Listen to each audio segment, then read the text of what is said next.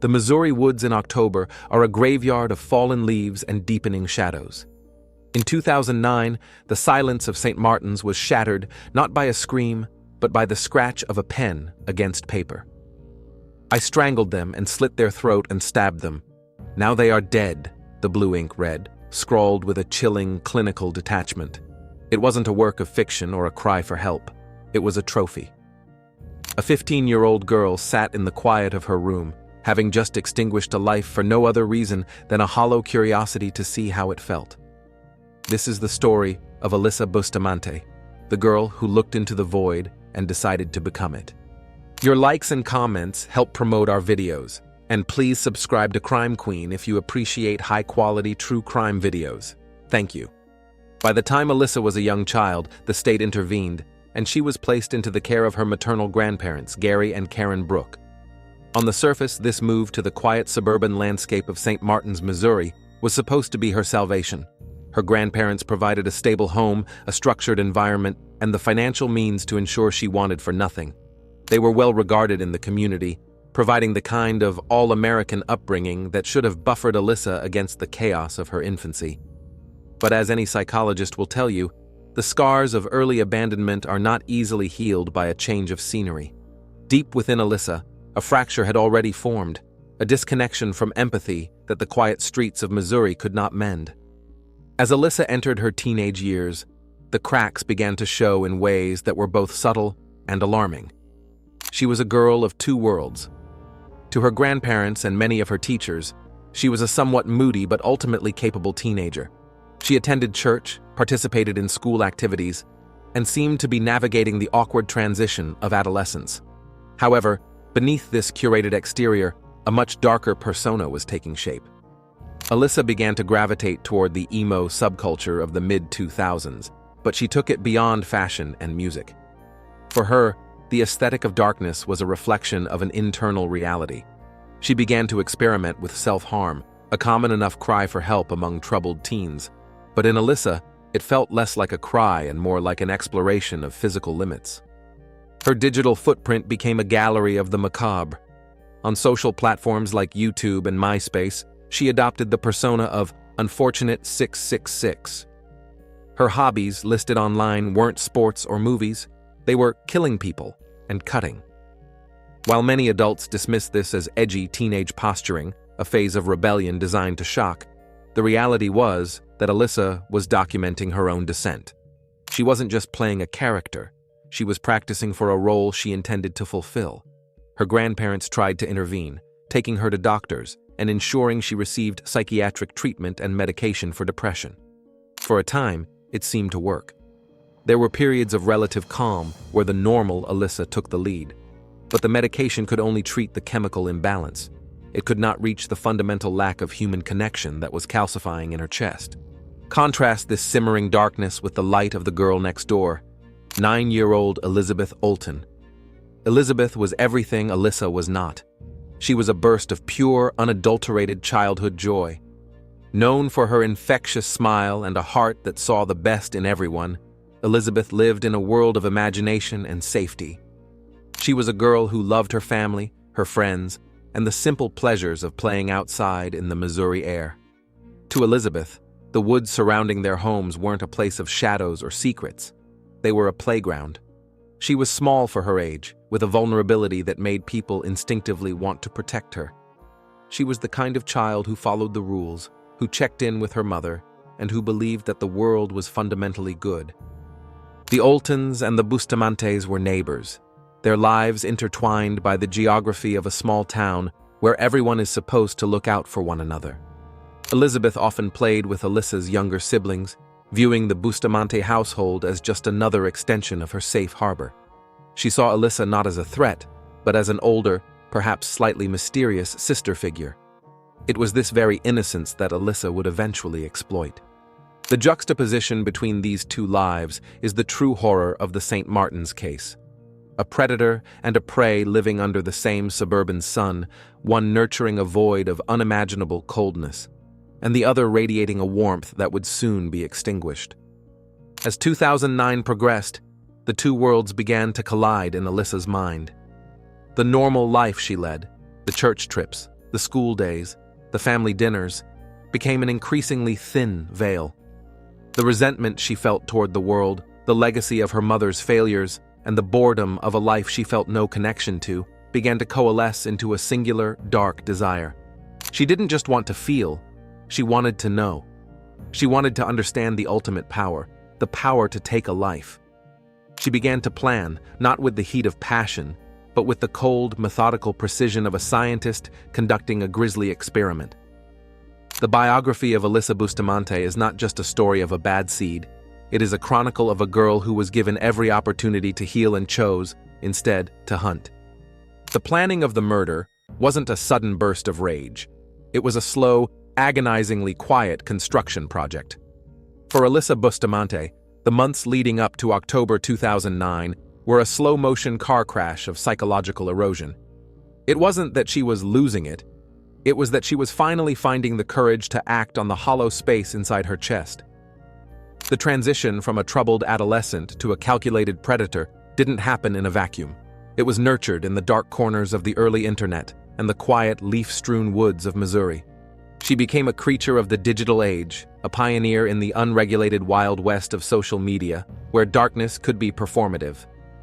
On her YouTube channel, she posted videos that were ostensibly about typical teenage things, bad hair days, music, boredom, but there was a jagged, unsettling edge to her humor. In one particularly infamous video, she recorded herself daring her younger brothers to touch an electric fence, or she played with fire, her eyes reflecting the flames with a vacant, unblinking intensity. She was testing her surroundings, checking the boundaries of pain and reaction, both in herself and in those she claimed to care about. The online world provided her with a mask. Under the handle Unfortunate 666, she could voice the nihilism that her grandparents were trying to medicate away. She wrote about her desire to kill, her list of hobbies becoming a digital confession that the adults in her life dismissed as harmless teenage posturing. To the world, she was a girl trying to be scary. To herself, she was a girl realizing she wasn't trying anymore.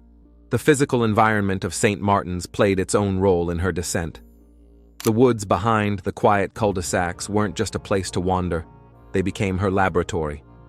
In the weeks before the murder, Alyssa began to bring a shovel into the dense brush. She didn't go there to build forts or clear paths. She went there to dig.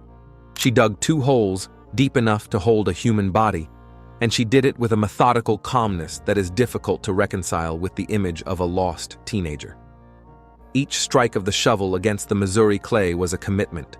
She wasn't digging out of a frantic impulse, she was preparing a site. She covered the holes with brush and leaves, turning the landscape into a trap. This wasn't the behavior of someone in a manic state. This was the work of an architect. She was building a grave before she even had a body to put in it. Her mental state was a paradox of extreme sensitivity to her own perceived suffering and a total, glacial indifference to the lives of others. Having been through several psychiatric hospitalizations, she was well acquainted with the vocabulary of mental health. She knew what depression was supposed to look like, and she knew how to play the part of the recovering patient when it suited her. But the medication she was prescribed, Prozac, seemed to have a different effect on her than the doctors intended. Some experts would later argue that for certain adolescents, such medications can act as a stimulant for latent aggression, stripping away the inhibitions that normally keep violent impulses in check. For Alyssa, the fog of her depression didn't lift into a sense of well-being. It lifted to reveal a clear, unobstructed path toward violence. She felt a profound sense of boredom, not the idle boredom of a summer afternoon, but a chronic existential weight. She was tired of the routine of St. Martin's, tired of the expectations of her grandparents, and tired of the static in her own head. She wanted a shocker, something that would break the monotony once and for all. In the days immediately preceding October 21st, Alyssa's behavior took on a sharper, more focused quality. She began observing 9-year-old Elizabeth Olten more closely. She watched the little girl play, noting her routines and her inherent childlike trust. She wasn't just looking at a neighbor, she was looking at a target. She saw the vulnerability of a 9-year-old as an opportunity to test a hypothesis. The question she kept asking herself wasn't, "Should I do this?" but rather, "What will it feel like when I do?" The morality of the act had been completely divorced from the physical reality. To Alyssa, Elizabeth had ceased to be a person with a family, a future, and a soul. She had become an instrument for Alyssa's own self-discovery. The atmosphere in the Bustamante house was deceptively normal during this time. The grandparents saw a girl who seemed to be doing better, who was participating in the family life. They didn't see the diary hidden in her room, the pages filling with a dark blue ink that detailed a fantasy of annihilation. They didn't see her sitting in the woods, staring at the empty graves she had dug, waiting for the right moment. The horror of the lead-up to the crime is the silence of it. There were no grand warnings, no dramatic outbursts. There was only the quiet, steady accumulation of intent. She was a hunter who had already built the cage and was now simply waiting for the prey to step inside. The void she often spoke of wasn't an abstract concept. It was a physical sensation of emptiness. She felt disconnected from her own hands, as if she were watching a movie of her life rather than living it. This dissociation is common in those who have suffered early childhood trauma, but in Alyssa, it took a predatory turn. She didn't retreat into herself. She lashed out to see if she could feel the impact. She would later describe the feeling of wanting to know as a hunger. This wasn't about revenge. Elizabeth Olten hadn't done anything to her. In fact, Elizabeth looked up to her. That was the most chilling part of the dynamic. Alyssa understood that she could use her status as a big sister figure to bridge the gap between Elizabeth's front door and the pre-dug graves in the woods. Her grandparents, Gary and Karen, were doing everything by the book. They provided structure, they provided love, and they provided professional help. But they were fighting a battle against a ghost, the ghost of Alyssa's biological mother's addiction and the genetic predispositions that came with it. They were trying to fill a bucket that had no bottom. Every time they thought they had reached her, Alyssa would retreat further into her digital world, back to the forums where her darkness was validated, back to the music that provided a soundtrack for her nihilism. The social media of 2009 didn't have the sophisticated guardrails of today. Her posts were seen as edgy, not dangerous. No one called the police because a 15-year-old girl said she wanted to know what it felt like to kill. In the culture of the time, that was just another Tuesday for a girl with black eyeliner and a dark attitude. But as the Missouri leaves turned from green to a brittle, dying brown, Alyssa's internal world was also reaching its final stage of decay. The what if was becoming when. She began to refine the mechanics. She didn't want it to be messy, she wanted it to be profound. She thought about the tools she would need: a knife, her bare hands, a specific spot in the clearing. She practiced the movements in her head, a grim rehearsal that played on a loop. By the morning of October 21st, the decision was no longer a decision. It was an inevitability. The shadow had finally eclipsed the sun. The psychological profile that emerged later painted a picture of a girl who was bored to the point of violence. It's a concept that's hard for the average person to grasp. The idea that the mundane nature of a safe, suburban life could be so stifling that only an act of extreme brutality could pierce the veil. Alyssa didn't hate Elizabeth. She was simply indifferent to her existence as a human being. Elizabeth was a variable in an equation, a way to ground herself in the physical world. If she could feel the sting of a blade on her own skin through self-harm, what would it feel like to hold that blade to someone else? The curiosity was clinical, devoid of heat or passion. It was the same curiosity a child has when they pull the wings off a fly, only Alyssa was 15, and the fly was a 9-year-old girl who called her a friend. As the sun began to set earlier each day, the darkness of her second timeline began to spill over into the first. The transition was complete. She was no longer waiting for the shadow to grow. She was the shadow. October 21st, 2009, began as an unremarkable Wednesday in St. Martin's, Missouri. The air held that specific Midwestern autumnal crispness, a mixture of drying wood, wood smoke, and the damp, cool scent of approaching winter. 9-year-old Elizabeth Olten had spent the day at school, her mind likely filled with the simple concerns of a fourth grader. When she returned home, the golden hour was just beginning to settle over the neighborhood. casting long, stretching shadows across the manicured lawns. Elizabeth was a child of habit and heart. She wanted to spend those final hours of daylight playing with her friends. She asked her mother, Patty Price, for permission to walk to a friend's house just a few doors down. It was a route she had taken countless times, a safe, short path between two familiar worlds. Patty, hesitant as the light began to fail, eventually agreed, giving her daughter a strict deadline to be home by 6 p.m. It was a mundane moment of maternal caution that would, within hours, become the focal point of a lifetime of regret. As Elizabeth stepped out into the twilight, she wasn't alone in the shadows. Alyssa Bustamante was waiting. For Alyssa, this wasn't a chance encounter. It was the culmination of weeks of physical and mental rehearsal. She had already decided that tonight was the night. The void she had nurtured was demanding to be filled.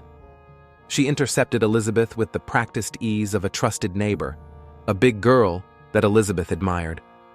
Alyssa told the younger girl she had a surprise for her, something hidden in the woods behind their houses. It was a classic, predatory lure wrapped in the guise of teenage friendship. Elizabeth, fueled by the natural curiosity of a 9-year-old and the safety of her community, followed Alyssa off the pavement and into the tree line. The transition from the suburban cul-de-sac to the dense Missouri brush was a crossing of a threshold. Behind them, the sounds of the neighborhood, distant lawnmowers, the hum of cars, the muffled voices of families preparing dinner began to fade, replaced by the oppressive silence of the cooling woods. Alyssa led the way, her movements purposeful and steady. She led Elizabeth toward the specific spot she had prepared weeks in advance, the clearing where the two graves lay hidden beneath a layer of deceptive leaves. As they walked deeper into the trees, the temperature dropped and the light grew thin and gray. Elizabeth, perhaps sensing a shift in the atmosphere, reportedly began to feel uneasy, but Alyssa's calm, detached demeanor kept her moving forward. When they reached the clearing, the surprise was finally revealed, but it was nothing a child could ever imagine. In the dim, flickering light filtered through the canopy, Alyssa turned. The shocker she had been craving was finally within reach. There was no argument, no heat of passion, and no sudden explosion of anger. There was only a cold, clinical execution of a plan. Alyssa moved with a terrifying efficiency that suggested she had played this scene out in her mind 1,000 times. She grabbed the smaller girl, her hands, larger, stronger, and fueled by a dark adrenaline, overpowering Elizabeth's frantic, confused resistance. The physical details of the attack are a testament to a cruelty that defies the label of teenage rebellion. Alyssa began by strangling Elizabeth, using her bare hands to cut off the girl's breath. As Elizabeth struggled, clawing at the air and the hands of the person she thought was her friend, Alyssa remained unmoved. The void wasn't screaming, it was watching. When strangulation didn't finish the act quickly enough to satisfy Alyssa's curiosity, she produced a knife. With a steady hand, she slit the 9-year-old's throat and stabbed her repeatedly in the chest. The sounds of the woods, the rustle of leaves, the snap of a twig, were drowned out by the muffled, horrific reality of the struggle. Elizabeth Olten, a girl who loved the world and everyone in it, died in the dirt, surrounded by the trees she had once played in, at the hands of a girl who simply wanted to know what it felt like to watch the light go out. Once the struggle ended and the silence returned to the clearing, Alyssa didn't panic. She didn't run for help or collapse in horror at what she had done. Instead, she began the second phase of her experiment, the disposal. She dragged Elizabeth's small, lifeless body to one of the holes she had dug. She placed her inside and covered the grave with earth and brush, meticulously smoothing the ground so that the site was almost invisible to the untrained eye. She worked with the focus of a gardener, ensuring that her secret was buried deep beneath the Missouri clay. She then took Elizabeth's small cell phone, the one the girl was supposed to use to call her mother, and smashed it, throwing the pieces into the woods. With the physical evidence hidden, Alyssa began her walk back to the real world. She emerged from the woods as the same 15-year-old girl who had entered them, but the internal landscape had shifted forever. She returned to her grandparents' home, where the evening routine was unfolding as it always did. She washed the Missouri dirt, and the blood of her neighbor from her hands. She sat down to dinner with Gary and Karen, appearing perhaps a bit quiet, but otherwise normal. She participated in the mundane rituals of a suburban evening, eating, talking, pretending. It was a performance of chilling competence. Her grandparents saw the girl they were trying so hard to save. They had no idea they were sitting across from a killer who was still buzzing from the high of her first hunt. But the most damning evidence of her state of mind wasn't the blood or the grave. It was what she did after dinner. Alyssa retreated to her bedroom, picked up her diary, and began to write in blue ink. The entry from that night is one of the most haunting documents in the history of American crime. She didn't write about guilt, fear, or a realization of the horror she had committed. She wrote about the exhilaration. I just fucking killed someone. I strangled them and slit their throat and stabbed them. Now they are dead. I don't know how to feel right now. It was amazing. As soon as you get over the, oh my god, I can't do this feeling, it's pretty enjoyable. I'm kind of nervous and shaky though. Okay, I gotta go to church now. Lol. The lull at the end of a confession of child murder is a glimpse into the profound psychological disconnection that defined Alyssa Bustamante. For her, the act was a success. She had answered the question that had been haunting her. She had felt the power. She had seen the result, and she found it amazing. The nervous and shaky feeling she described wasn't remorse. It was the physical afterglow of an extreme experience. And then, she went to church. She sat in a pew, perhaps sang hymns, and looked into the eyes of other community members, all while the body of a 9-year-old girl lay cold in the woods just a few hundred yards away. The incident wasn't just a murder. It was a total collapse of human empathy, a moment where a 15-year-old girl decided that the life of another was a small price to pay for a few moments of enjoyable curiosity. As the night deepened over St. Martin's, the search for Elizabeth was about to begin, and Alyssa Bustamante was ready to play her final, most deceptive role. As the clock struck 6 p.m. on October 21st, the atmosphere in the Olten household shifted from the peaceful rhythms of evening to the sharp, cold edge of alarm. Elizabeth was a child who understood the weight of a deadline. She was never late. When Patty Price looked at the door and saw only the empty driveway, she didn't just feel annoyance. She felt a sudden, visceral dread that something was fundamentally wrong. She began with the frantic rituals of every panicked parent, calling the neighbor's house, then the next, her voice rising in pitch with every, "No, she isn't here." Within 30 minutes, the quiet street of St. Martin's was no longer a sanctuary. It was a crime scene in the making. By 7 p.m., the local police had arrived, and the gravity of the situation began to ripple outward through the community. A 9-year-old girl does not simply vanish into thin air in a town where everyone knows everyone else. The initial search was a chaotic, grassroots effort. Neighbors poured out of their homes with flashlights, their beams cutting through the deepening Missouri night like desperate fingers. They called Elizabeth's name into the dark tree line, the sound echoing back with a hollow, mocking silence. The woods that had been a backdrop for childhood games were now a labyrinth of terrifying possibilities. The search intensified as the night wore on. The FBI and the Missouri State Highway Patrol were called in, bringing with them the heavy machinery of a modern missing child investigation. K-9 units were deployed, the dogs pulling at their leashes as they caught the scent of damp earth and rotting leaves, but failing to find the specific trail of the little girl. Helicopters equipped with thermal imaging hummed overhead, their spotlights sweeping over the canopy in a rhythmic, mechanical vigil. To the people on the ground, the sound was a constant reminder of the ticking clock. Statistics for missing children are grim. The first few hours are the most critical, and as the midnight hour passed, the hope for a simple misunderstanding began to evaporate. Amidst this rising tide of panic, Alyssa Bustamante performed her most chilling deception. She didn't hide in her room or avoid the chaos. Instead, she joined the search. She walked among the volunteers, a flashlight in her hand, her eyes scanning the very woods where she knew Elizabeth lay buried. She spoke to the police, she comforted other teenagers, and she stood near Elizabeth's grieving family. It was a display of sociopathic confidence that is almost impossible to fathom.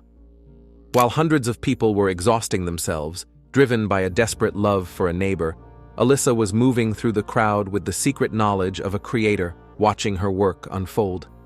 She wasn't just searching for Elizabeth, she was watching the impact of her shocker on the world.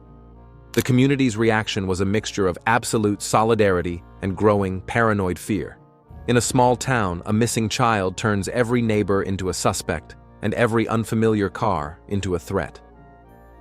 Rumors began to fly. A white van seen near the park, a stranger in the grocery store, an outsider who didn't belong. These red herrings were pursued by police with exhaustive dedication, leading to dead ends that only increased the frustration of the investigators. For Patty Price, the world had shrunk to the size of her front porch. She sat by the phone, clutching Elizabeth's favorite toy, her mind spiraling through every what-if that a mother's heart can endure. As the first night gave way to a gray, misty morning, the scale of the search expanded. Over 400 volunteers arrived from across the state. They formed human chains, walking shoulder to shoulder through the brush, checking every ravine, every abandoned shed, and every inch of the Missouri mud.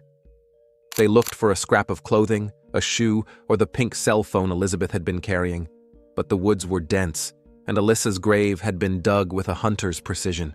She had hidden the body so well that the searchers walked over the site multiple times without noticing that the earth beneath their boots had been recently disturbed. The psychological toll on the searchers was immense. Men and women who had never met the Oltens wept as they combed the riverbanks. The collective grief of St. Martin's became a physical weight. Every time a searcher found a discarded piece of trash or a bright piece of plastic, a surge of adrenaline would rip through the line, only to be followed by the crushing disappointment of another false lead. The red herrings weren't just distractions for the police. They were emotional landmines for a community on the brink of collapse. Throughout the second day, the investigation began to pivot. The police started looking closer to home.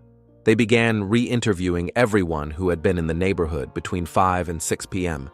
They looked for inconsistencies in stories, for subtle shifts in demeanor. Alyssa remained a figure of sympathy, a troubled girl from a broken home who was doing her best to help. Her grandparents, Gary and Karen, were pillar of the community, and no one could conceive that the evil they were searching for was residing in the bedroom of the girl who was helping them search. The search for Elizabeth Olten was a testament to the best and worst of humanity. It showed the incredible capacity for a community to set aside everything to save one of its own. But it also highlighted the terrifying invisibility of a predator who looks exactly like a neighbor. As the sun set on the second day of the vanishing, the optimism of the volunteers was flagging. The woods felt colder, the shadows longer. The realization was settling in that they weren't looking for a lost girl anymore. They were looking for a body. And in the quiet of the Bustamante house, Alyssa was waiting for the next move, her secret hidden deep in the blue ink of her diary and the dark soil of the Missouri woods. The shift in the investigation happened not with a bang, but with the quiet turning of a page. By the morning of October 23rd, the Missouri State Highway Patrol and the FBI were forced to confront a grim reality. The dozens of leads involving white vans and suspicious strangers had all dissolved into nothing. The red herrings that had kept the community in a state of outward-facing panic were exhausted. The detectives began to look inward, turning their focus toward the small wooded area that separated the Olten and Bustamante properties. They realized that if Elizabeth hadn't been taken away in a vehicle, she was still within the reach of a determined person on foot. Juvenile investigators began a more pointed series of interviews with the neighborhood teenagers. They were looking for anyone who had been close to Elizabeth, anyone she trusted enough to walk with into the trees. Alyssa Bustamante's name kept surfacing. She was the big sister figure, the one who was always around. When detectives sat down with her for a second, more formal interview, the mask of the helpful volunteer began to slip. They noticed a strange detachment in her voice, a flat, monotone delivery that didn't match the frantic energy of the search outside. She told them she had seen Elizabeth on the evening of the vanishing, but her timeline began to warp under the pressure of repeated questioning. The breakthrough came when a search warrant was finally executed at the Bustamante residence. While forensic teams swept the house for traces of blood, a detective entered Alyssa's bedroom. It was a space that reflected the carefully curated darkness of her online persona. black walls, heavy music posters, and the pervasive scent of incense. Hidden beneath her mattress, investigators found the physical manifestation of the void she had been nurturing. It was a journal, its cover worn, its pages filled with the jagged scrawl of a girl who had lost her connection to humanity. The detectives described the moment they opened the book as a descent into a nightmare. They didn't find the typical musings of a troubled teen. They found a blueprint for murder. The blue ink detailed the pre-digging of the graves, the selection of the target, and the clinical desire to experience the act of killing. But it was the entry from the night of October 21st that stopped the investigation in its tracks. Through indirect speech, the writings revealed that Alyssa had found the act amazing and enjoyable. She had documented the strangulation and the stabbing with the cold precision of a ledger, even noting her own physical reaction, the shaking hands and the nervous adrenaline. The presence of the lull at the conclusion of the entry was a chilling indicator that they weren't dealing with a heat of passion crime, but with a thrill kill.